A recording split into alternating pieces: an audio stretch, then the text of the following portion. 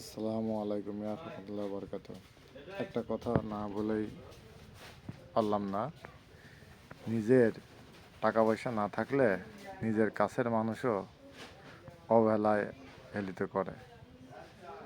নিজেকে মানে আমার যদি টাকা পয়সা না থাকে আমাকেই মনে করেন যে ইঙ্গিতে বহুত কিছু বলবে, বহুত অনেক অনেক অনেক অনেক ইঙ্গিত দিবে।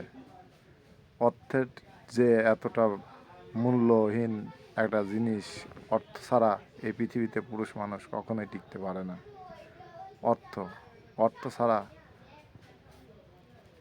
নিজের ফ্যামিলিও পাশ থেকে সরে যেতে চায়। তো আপনারা সবাই সাবধান।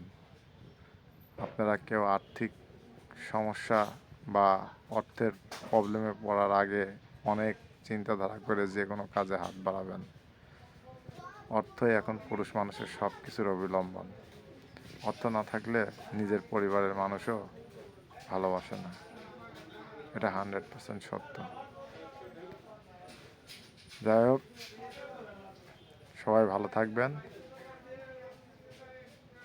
সবাইকে ভালো রাখার চেষ্টা করবেন, কারোর ক্ষতি করার চিন্তাধারা করবেন না।